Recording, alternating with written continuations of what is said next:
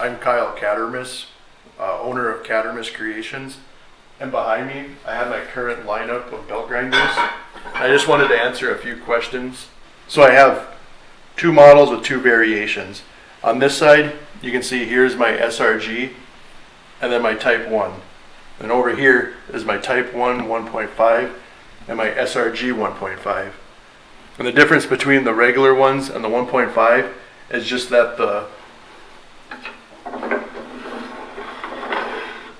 1.5s use the 1.5 inch square tooling arm, whereas the other ones use a 3/4 by 1.5 inch square arm. And the reason for doing this is I found it doesn't affect the performance of it. I was able to drastically reduce the cost of the grinder. And it's also nice because it does make it like the tools are extremely lightweight.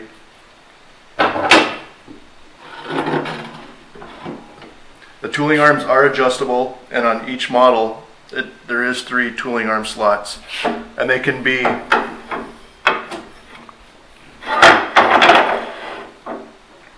also be locked down. Each one has 2 lockdown locations. So it's nice for your work rest, especially so you can get it nice and solid so there's no movement. And you can also put it in the 3rd slot.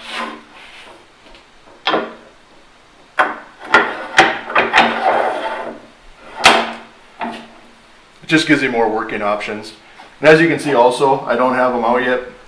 There is additional holes in the tooling arms, and those are for additional work rest options that I will be producing in the future, or that I plan on making. So, and then so the SRG has the integrated motor mount in it for both face and base mount motors, and it also has rubber feet. You can take those off if you want to and mount it directly to a bench, but it does make it a nice portable unit if you don't have a lot of space in your shop and need to move it around. So, and then since everything is bolted together, they are modular, so like as I come out with upgrades, you can upgrade them, and you can also convert them back and forth. So if you're just looking to get, like, this is the most affordable out of the group.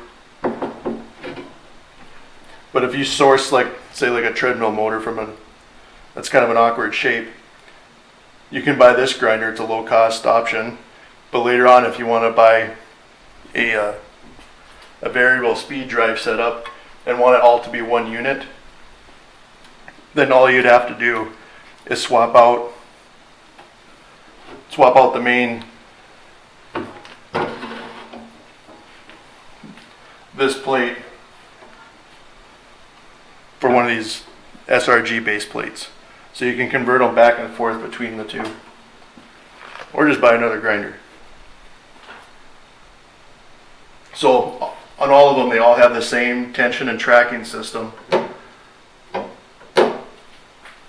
Oh, and another benefit of like the Type 1 is, since everything is symmetrical on it, if you want your drive on either, like, on the right hand side or left hand side, you can actually reverse everything and actually have your wheels and drive on this side. And that feature is also something my original KSG grinder has. You've probably seen pictures where it looks like it's a mirror image sitting in front of it. Alright, and then like some questions I get asked a lot. When people see pictures, they always see it like this with the tooling arms hanging out the back. And that's just without the motor. Just so they stay balanced. They won't interfere with it. And then also the top tooling arm, it doesn't matter how long it is anyways. If you mount like a standard motor on it, it is high enough where it will clear it. It will go out the back side of the grinder. So it could be, 3 feet long and it's not going to touch it.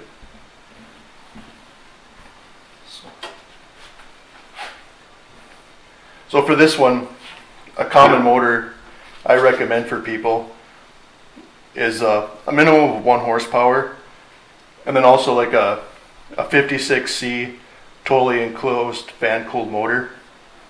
And the reason for that is a face mount motor will bolt directly to this using this additional spacer. So then you don't have to mess with the alignment. You just bolt it on. And then my spacing, you just set your drive wheel 3/16 of an inch away from this frame, and you can use a piece of 3/16 knife stock is a good gauge, or even if you have additional key from your motor, put that behind your drive wheel, and your spacing's done. You're ready to go. I just came out with a new Platen, trying to correct like a lot of issues customers have with my old design, and also like Platens by other manufacturers. As you can see here, this is my original Platen. So to try to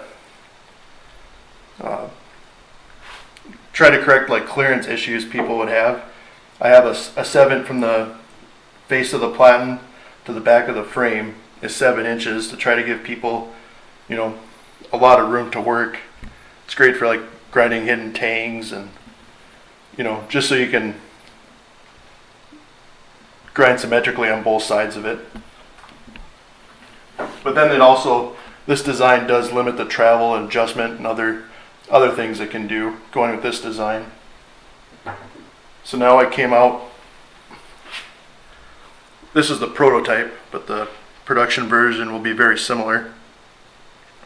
So now with this one, you can actually add anywhere from like a 2 to 4 inch contact wheel on it. So, and then the Platen doesn't move in and out. What you do to adjust is these brackets are adjustable to move your wheels back and forth to adjust for your different diameters. It also has 3 mounting positions too. So if you need, it's great like if you have like a 4 inch on the bottom and a 2 inch on the top, it just gives you more clearance on the side. And if you look directly at it, you can see on either side there's no frame. You have a window to work with where you're not going to hit a grinder frame. And you can see that, how that's more relevant on this model. So this is my original KSG grinder. It's probably almost pushing 2 years old, but I still use it for testing like all my new stuff. Like you can see like the new Platen on here. And this is the version I was telling you about with the 2 different size contact wheels.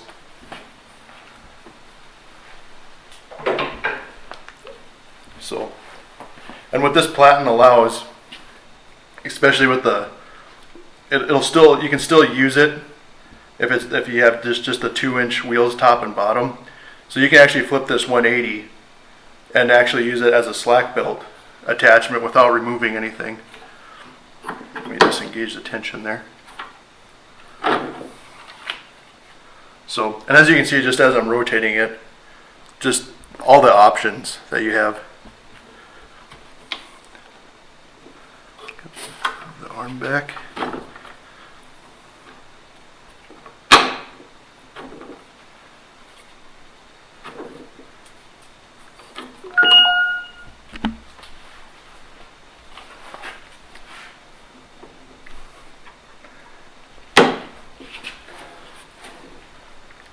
So there, it's as easy as that, and now you have a slack belt attachment. And then also,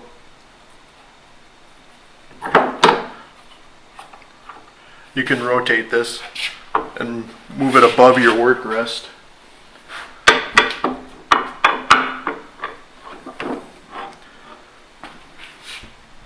If you want to do hollow grinds or grind fullers. Another option I have planned for the future is I actually want to make a small wheel attachment.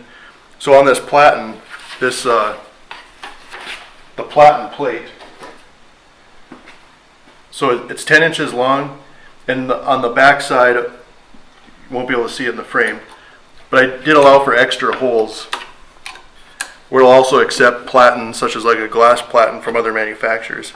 But now you can see the Platen does slide up and down. Now you'll be able to grind your plunge lines like this.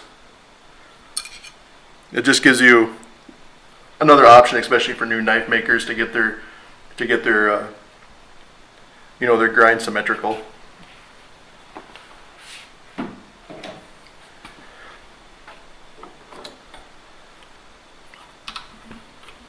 So yeah, I hope that I can actually take this off quick just to show. And just by removing two bolts too, if you have different plates, like I said, if you have a glass platen you want to use, or like the thicker one that with a bevel on it that I plan on offering real soon to choke up against a wheel. As you can see, there is mounting positions for other platen sizes that allows for different bolt spacings. But this one is 10 inches long. But you can use like some common 8 inch long ones. And it just slides in there like that. And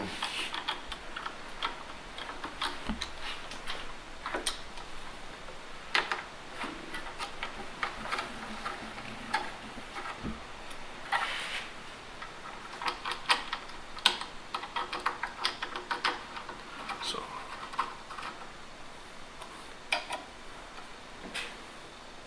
make sure those aren't touching. So, all right, and then also another question I get asked a lot is people just want to see how the tracking system works, so, and the tension system. So I just designed a simple cam over system with a gas strut. So to engage tension, all you have to do is simply raise it up, and it just over centers, and it's not gonna, it's not gonna disengage on you. And what this allows too is like, you don't have to force down an arm to change your belts. So it makes for really easy like belt changes, even if you have to do them like one-handed. You can just throw your belt on like this, move your tooling arm ahead. So don't need to take up all the slack. Just simply snug down your tooling arm and then engage it, and it goes. It moves pretty easy. You can do it with minimal effort, like there, just doing it with one finger. So just give your belt then a couple spins, just to make sure everything kind of lines up, and you're ready to go. And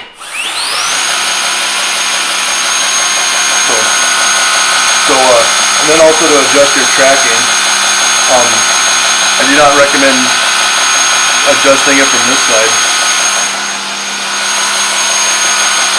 You just loosen your wing nut, and then it's very responsive.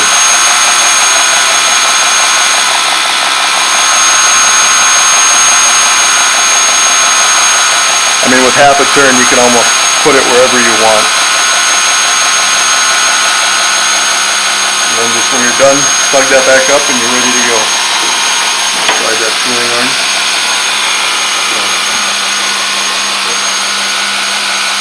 So yeah, this is my original KSG grinder, and I just keep it around just for testing new products like this Platen and other things. So it works, so there's no reason to replace it.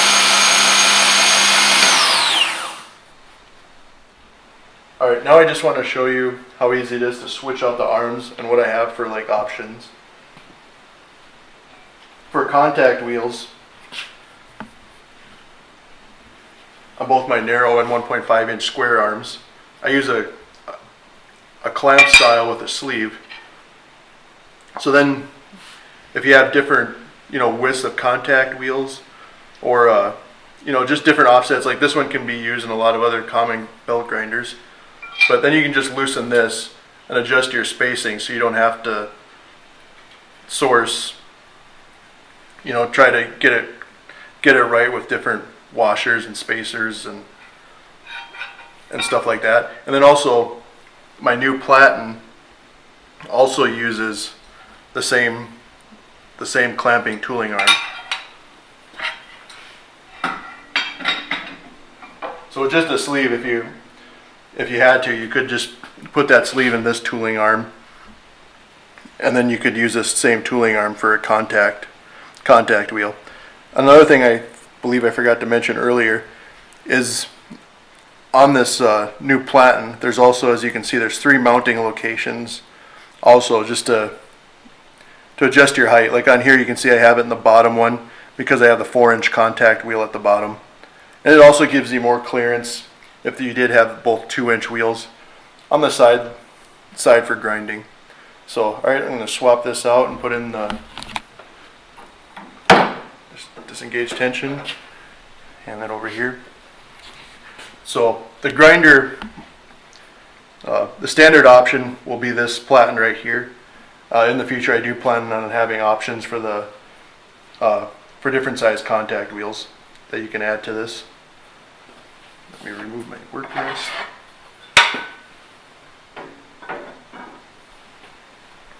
And I'm using my old grinder just because all those in the back are actually sold.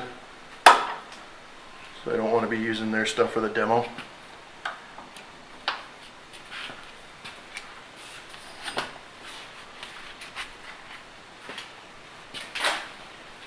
Sure that's loose. Slide that out.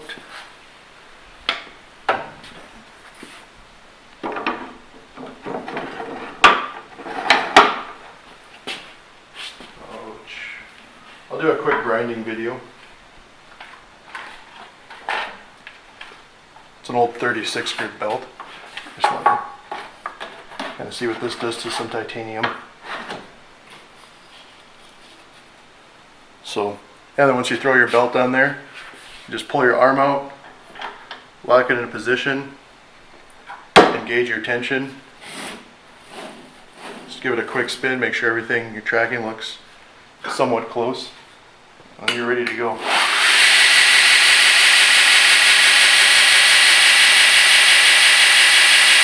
adjustment.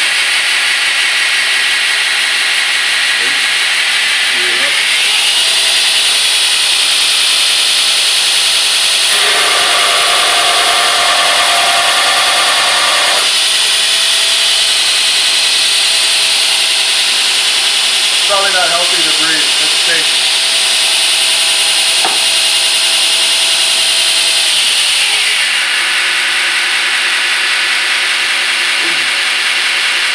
I suppose I have to do this. You always see people throwing off grinders.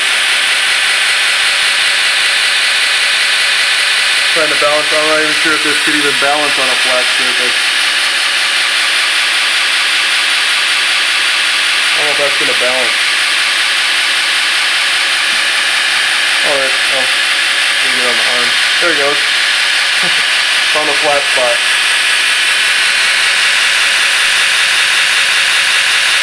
And this grinder is also, it's very light. When I shipped the KSG, the original grinder I made, I think shipped they were only like 25 pounds. But even though it's light, it's still a rigid machine and is capable of doing some heavy grinding.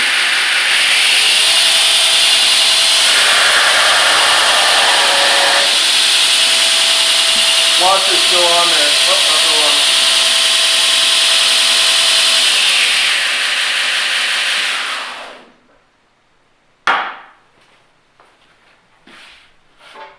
Do a quick belt change. I can do this with one hand. Make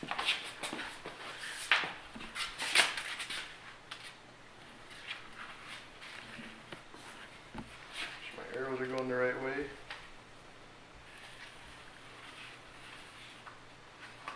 Cloth, slide over the drive wheel, get it roughly centered. And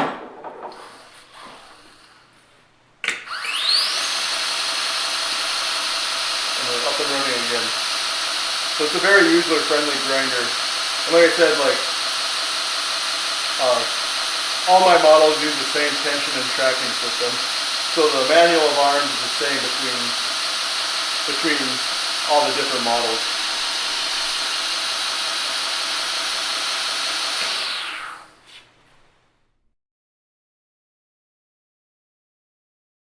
All right. Hello, I'm Kyle. Sorry, you're making me laugh too. See, like it's gonna get harder and harder with each take. right, we'll cut that out. We'll cut that out. I'm sorry. Are we still filming? Yeah. I'll get the laughs up. All right, we can get all that crap out of there. Get it out of our system. All right, good. So, all right, keep screwing that up. I forget who I am. Just breathe.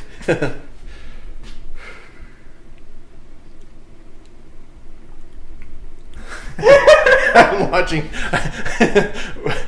It's funny now. We need to put like a paper bag over your head so like I don't see you laughing.